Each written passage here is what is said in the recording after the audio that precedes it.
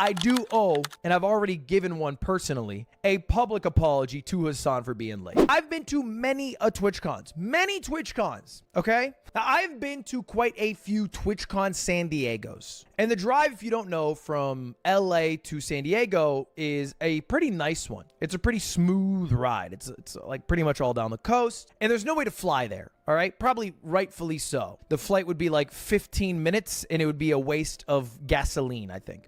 So the only way to get down there is maybe by like train, which I've done in the past, or driving. And if you don't know, recently I got into a bit of a Vespa accident, as it were. And because of the Vespa accident, I haven't ridden a two-wheel vehicle in a while, which you might think is a good thing if you don't want me to get hurt and you're scared that I will get hurt on a two-wheel vehicle. But it's also a bad thing because I still want to do my ride across Japan with Michael Reeves. So for this San Diego trip, it was my first foray back in to this two-wheel vehicle, like, you know, habit. Right? It was my first time back on the bike. Did you get a new helmet? I have a different helmet from my motorcycle than I do from my Vespa. So it's totally different. It's my first time back on the bike, and I'd planned to do a ride with Michael down to San Diego. And I prepared for this ride pretty well, right? Like I made sure I had all my gear. I geared up as good as I could. I packed my bag the night before, and my plan was to get to the warehouse, which is where I store my bike, like 11 to noon, and then ride down. It's about like a 2-ish hour ride on motorcycle because it cuts down a lot of the traffic time because you get to go in between lanes in California.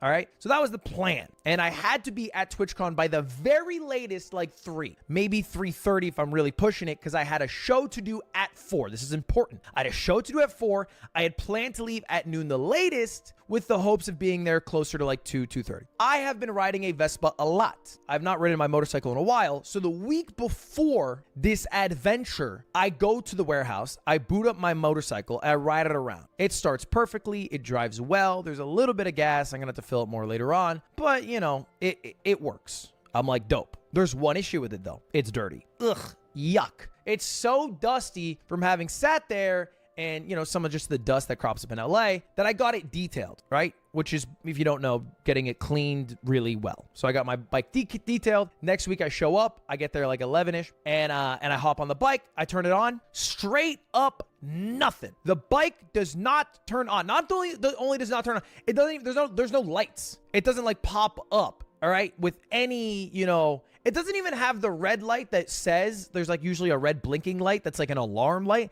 That light's not even on. And I'm like, ugh, I'm gonna have to jumpstart this. Now, luckily for me, okay, not too far away from where I work is a car shop. So I walk the motorcycle, literally walk it like a few blocks to this shop, and I pull up and I just go, hey guys, can you help me with my bike? Can you help me jumpstart it? And they're super nice. They're like, hell yeah, dude, hell yeah. So they help. We jumpstart the bike. It turns on.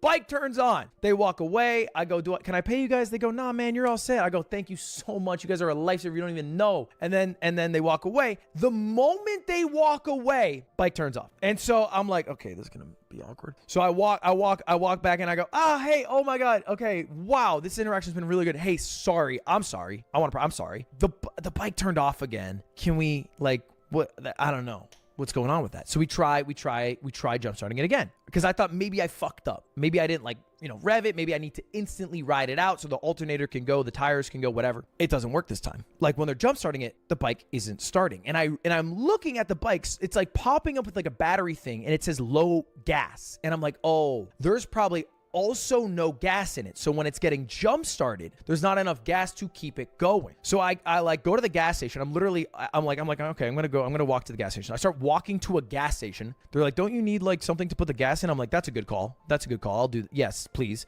They give me a little thing. I walk over to the gas station. Okay. I walk back and I pour in the gas. And at this time, like an hour has passed. Michael has showed up. Michael is like all ready, because me and Michael are supposed to do this trip together. Michael showed up. He's like, hey man, ready for the trip? I'm like, small bike issue, gonna fix it real quick, then we can go. He's like, great, love it. Still, it's like 12:30-ish, right? We're not too late here. And what we do now, okay, is we pour gas in the bike, we jumpstart it again. It has gas, it'll jumpstart, we'll be all good. This time, not only does it not jumpstart, the battery is not taking any power at all. The lights don't even turn on. And And I'm like, oh, okay, we got an issue here. We got an issue that goes beyond what I initially thought was the battery is a bit low. Our battery's completely dead. So now I'm scrambling. I'm like, oh, fuck, okay, maybe I drive down. Maybe I try to ask for a friend's motorcycle. I'm going through all this. While I'm doing this, the guy at the shop sees me panicked. He goes, dude, we can just trickle charge it. I've never heard that term in my life up until that point. But he said it in a way that to me was like a reborn Christian hearing the words that Jesus is the God, Jesus is Christ. He goes, just trickle charge. And I'm like, yeah, fuck yeah, I love trickle charging. Let's trickle charge the shit out. Let's fucking, let's double trickle it, dude. Let's trickle all day. I'm down to trickle. And so what this process entails is taking the battery out, plugging it into like a more powerful, like basically jump start, but rather than just like, jump starting it, you're slowly putting juice into the battery. I don't think I'm explaining it well, but you're just basically recharging the battery. You're plugging in your controller into the wall. Okay, you get me? So we start trickle charging it. I'm standing there, all right? It's not like I'm not like fucking off. I'm standing there like awkwardly because in between helping me out, which at the first part of this day, they've been like homie helping me out. They were like, you don't have to pay me. Now my process is more involved. I am an NPC. They're going from me, right? They're going from helping me to helping random person with their car or whatever. So I'm just kind of hovering around, just chilling. And at a certain point, I realize 10 minutes have passed. I start to wonder, how long does trickle charging take? And so I pop and I go, hey guys, how long is this gonna go? And they go, oh, trickle charging takes like an hour. And I was like, oh, okay, we got a problem. I thought the trickle charge was the godsend. The trickle charge is not quick because you are basically just charging up a giant battery. And if you know how long it takes to charge shit, it's not expeditious. So I'm like, can the trickle. We got to can the trickle. And now it's like 1 o'clock. I look on my phone how long it would take to drive from LA to San Diego. Just coincidentally, around that time, there was a bad accident on the 5 South, which is the main highway that connects those two cities. The accident was so bad that when it told me 2.5 hours earlier in the day via car, it had jumped up to 3.5. And I was like, 3.5. That's rough. That is rough. Because now at 1 o'clock, even if I left right now, I would be late. Okay. I would be late for the event that I need to be at 4 o'clock. So I'm like, okay, fuck. Okay. And so now I start thinking of backup plans and I start calling around. I start literally calling people I know who have motorcycles to borrow their motorcycles. The guy who sees me panicked, he goes, dude, we can just replace the battery. And I go, he goes, yeah, we'll just replace the battery. Me, not being a good car guy, I didn't know that was an option. I thought I had like special battery that, because it's a motorcycle, right? Like I'm not driving a fucking Toyota Camry. Like I know Toyota Camry batteries, they fucking print them by the dozen. I thought motorcycle battery was like a little specialer. So I'm like, let's do that. He's like, yeah, I'll get one right now. And I'm like, hell yeah. All right, it'll be here in 30 minutes. I'm like, what? He's like, oh, well, the battery's not here. It's gonna be driven by this guy over here. And so I'm doing calculus. I'm like, okay, if I wait 30 minutes for this battery to arrive, will that be faster based off the time I cut from traffic? Will that be faster based off the time I cut from traffic than if I just leave on a car now? And I'm trying to do this math in my head, understanding that I got a D+ in calculus when I was in high school. And I come to the conclusion that like, okay, no, I would actually save more time if I wait for the battery. I would save more time if I wait for the battery. And to this guy's credit, they did get the battery in 30 minutes. What I didn't factor in is they needed someone to install said battery, which wasn't an insanely long process, but because they were also juggling other customers, ended up being closer to an hour. Around this time, because I was supposed to be doing a show for Twitch Rivals for Hasan called Debate Lords, I'm like, guys, I'm running into some problems here with the battery.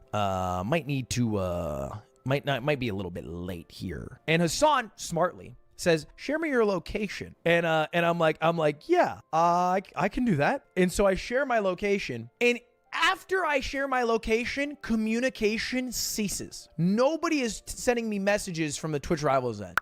They have their homing beacon tracker on me, and they're using that plus the information from Google Maps to make all of their informed decision. So I'm scrambling. I'm like trying to like hurry the process up. Not even in helpful ways, because I can't hurry the process up because ultimately I don't know how to change a battery, but like the battery is cased underneath my seat for the motorcycle. The entire time he was repairing the battery, I'm just holding the seat. Like I'm a fucking F1 pit stop crew member. Like the moment he's done with the battery, I'm gonna go and then zoom out of there, saving 6 seconds out of the hour that it's taking. It's useless.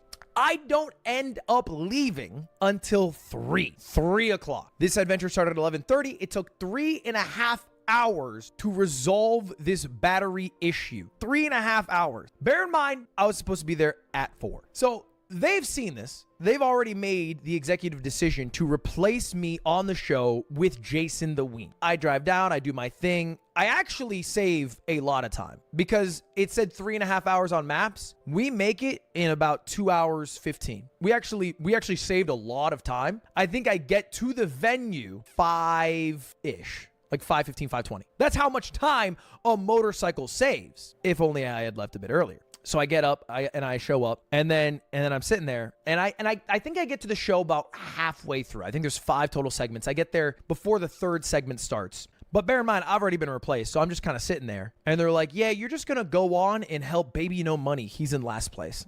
I'm just like, okay, I'm just going to go on stage, try to do my thing. What basically ends up happening, if you didn't watch the show, if I can distill it for you, is last place, Baby No Money in this debate show gets assistance from me. I walk on. Hasan roasts me for being late. He does even worse with me on the stage than he did without me on the stage. We end up getting dead last, gifted a book that says how to win any argument because we're so bad at debating as a squad. And then we all pie Hasan in the face. I let him pie me because I felt bad because he was the only one getting pied. And I was like, I don't deserve to pie this man unless he pies me too. And then I had to take a shower. That is what happened. Before we go further in the story, because this story starts with me being bad at time management, but ends up with me being a scab, going undercover, and also almost getting into possibly a fight for being so bad at timeliness, okay? That's where this story is going to go. Before we get to that, I do owe, and I've already given one personally, a public apology to Hasan for being late. I understand, like, you guys get mad at me for being late, the Yard gets mad at me for being late, the Hasan gets mad at me for being late. This is a life issue. This is probably my greatest flaw as a human, all right?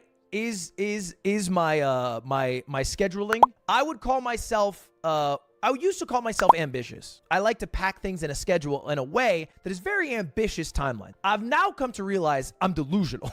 I think the correct term is I am delusional, and I think I can do more than I can actually do as a human. I just believe for some reason that I can fucking, not to be on some millennial shit, but Hermione Granger use a stopwatch and fucking do more in a day than I can actually do in a day. There's a limited amount of time. And I don't factor in some inevitabilities, which is like things like travel time or like piss and shit time, food time, right? I'm not factoring in little things that add up throughout the day, right? That you have to factor in. So before I would schedule like, okay, yeah, I can do a meeting from 12 to 1. And then at 1 right away, I can do a shoot from like 1 to 4. And then at 4, I can probably go live. I haven't factored in the travel from the meeting to the shoot. I haven't factored in that I have to eat in that time period. And I haven't factored in some things running late, right? I'm not good at those things. Now, to address this issue, this basic human skill that a 29-year-old man is lacking, I've hired an assistant who literally runs my calendar. Now, we're very new into this process, so it hasn't fully swapped hands yet, but I'm hoping that with this assistant, his name's Christian, this issue will be resolved. It's not Monica. It's not Monica. His name's Christian, and there's nothing sexual happening, folks. I'm hoping with that new assistant,